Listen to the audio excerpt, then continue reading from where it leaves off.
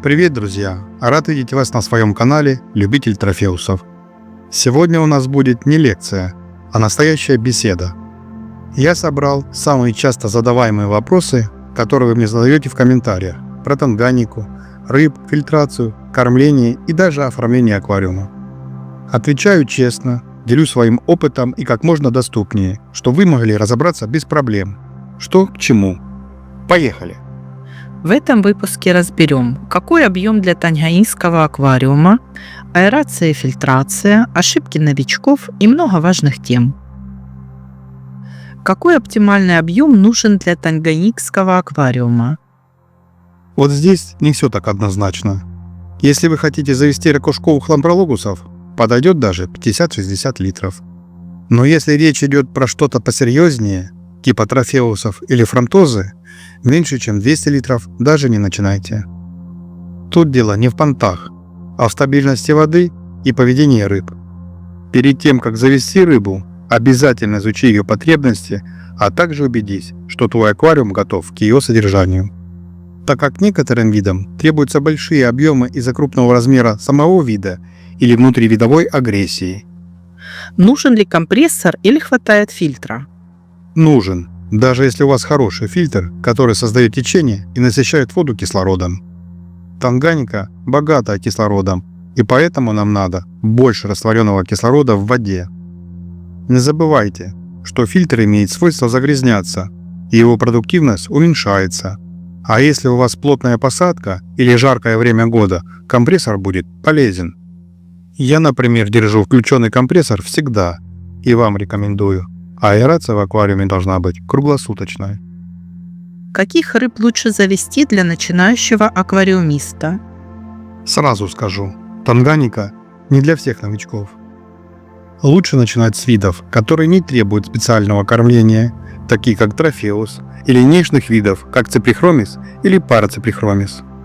Но если вы аккуратны и терпеливы, и четко соблюдаете правила содержания и кормления, то кто же вам запретит? Подготавливаем себя, что не все получится гладко, будут потери и разочарования. По своему опыту скажу, что все же лучше начинать с лампрологусов или ракушковых лампрологусов. Им и объем нужен поменьше, и они всеядны. Эти ребята не только красивые, но и интересные в поведении. Что самое сложное в танганике? Вы, наверное, удивитесь, но не вода, не фильтрация и не корм. Самое сложное – терпение. Эти рыбы требуют терпения у аквариумиста. Некоторые виды развиваются медленно, такие как кальвус. У других драки за территорию длятся неделями. Если ты вмешаешься слишком рано, испортишь все. Нужно просто наблюдать и учиться. Обязателен ли песок для танганики или можно обойтись без него?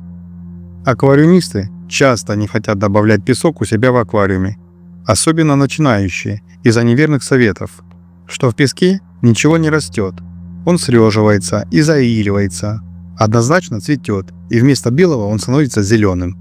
Все это отчасти правда, но не про танганику. У меня во всех аквариумах песок, и в основном белого цвета. По своему опыту скажу, что для большинства танганьских рыб грунт обязателен. Особенно для ракушковых и видов, которые копают. Им важно не только строить гнезда, но и пропускать песок через жабры. Это помогает им чистить жабры, как в природе. А еще некоторые рыбы заглатывают песок во время кормления. Так они перетирают пищу, это часть их пищеварения. Но не надо его насыпать, как для травника, слоем в 8 см. Достаточно слоя до 2 см. А для крупных видов еще меньше. Поверьте, не сложится ваш песок и не зацветет. А растения можно посадить в горшках, ту же валиснерию или криптокарину. Тогда какие растения можно посадить в аквариум с танганикой? К сожалению, выбор ограничен. И не потому, что Танганьика – это каменистое озеро. Есть прибрежные участки с растительностью в озере. Проблема в том, что очень жесткая вода, и большинство растений просто растворяются. А некоторые виды не прочь ими полакомиться. Если уж очень хочется, то по желанию можно высадить неприхотливые виды, хорошо переносящие жесткую воду, такие как анубисы, валиснерия и криптокарины.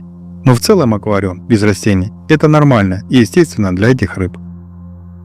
Какие ошибки чаще всего допускают? Самое распространенное – это когда пихает в один аквариум все подряд. Танганьика – это не зоопарк. А нам хочется, чтобы всего и побольше. Тут важно совместимость и поведение. Второе – перекорм. Кормим 1-2 раза в день, не чаще. Маленькие порции. Поверьте, лучше не докормить. Рыбе не в обиде. Особенно если еда качественная. Заморозка, хлопья или гранулы. Спирулина или другие растительные добавки. А третье – слишком нагроможденный декор. Эти рыбы хоть и живут среди камней, но не забываем оставить место для плавания. Не устанавливайте большой камень посредине аквариума. Такие как нюломпрологусы займут его, и вы больше не увидите других рыб. Они будут или под верхом аквариума, или за фильтром. Старайтесь занять дальние углы декорациями, а середину оставить для плавания или раздела границ территории. Обязателен внешний фильтр или можно обойтись и внутренними фильтрами? Конечно же, внешний фильтр рулит, особенно на больших объемах. Тихо, стабильно и чисто. А это и есть танганьика. Плюсов, конечно, много. Во-первых, это эстетика. Нет мочалок, больше места в аквариуме. Во-вторых, его не надо мыть каждую неделю. Но ценовая политика сказочная. Не каждый себе позволит купить внешник. Я считаю, что помпа с мочалкой справится даже с объемом в 500 литров. Главное, чтобы ее работоспособность была минимум 3 объемов аквариума в час. Правда, мыть их надо чаще. Практически каждую неделю. Я обхожусь без внешников. Для меня не составляет труда проводить генеральную уборку каждую неделю. Большая агрессия между видами. Что делать? Занимаюсь наблюдением уже довольно долго, совмещая агрессивные виды между собой. Отвечу так. При грамотной расстановке укрытий и декораций, даже в некоторых случаях разделяя территории растениями, агрессия заметно снижается. Рыба держится возле своих камней и не подпускает чужаков. Объем решает много. При большом объеме и укрытий больше. Больше визуальных преград. Не перенаселяйте. Рекомендую совмещать виды по зонам обитания. Например, ракушковых, которые держатся у дна, и циприхромисов, которые занимают средний слой. Танганьика – не бойцовский клуб, если грамотно расставлены укрытия. Если правильно подобрать виды с учетом их поведения, размеров и потребностей, ваш аквариум будет процветать, и все обитатели будут чувствовать себя комфортно, без агрессии. Как подселить новых рыб в аквариум с танганьикой? Ух, это вечная проблема. Особенно если рыба росла с подростков, и каждый занял свой угол и свою ракушку, то подселить будет проблемно. Желательно сделать перестановку декорации, чтобы рыба потеряла свои территории. Но риск всегда есть, что старые жители забьют новичков. Скорее всего, лучше завести новый аквариум. Как лучше растить мальков? В общем аквариуме или все-таки отдельно? Тут надо выбирать, что вы хотите. В коммерческих целях однозначно в отдельном. Кормить их можно больше, чем 2 раза, а растут быстрее и выживаемость высокая. Но если вы по-настоящему ценитель танганьики, с большой ответственностью вам говорю, что наблюдать, как родители заботятся о потомстве, это что-то. Залипаешь часами, наблюдая за этим. Согласен, выживаемость не такая и растут медленней. Я стараюсь, чтобы мальки росли вместе с родителями. Так что вам выбирать.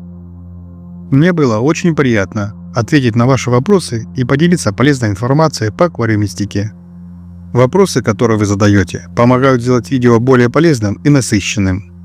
Я всегда рад помочь вам в решении проблем. Конечно, в одном видео невозможно охватить все темы, поэтому продолжение будет обязательно. Напишите в комментариях, сколько у вас видов и кто ваш любимчик. Я буду рад и дальше помогать вам в содержании аквариума, делиться советами и отвечать на ваши вопросы.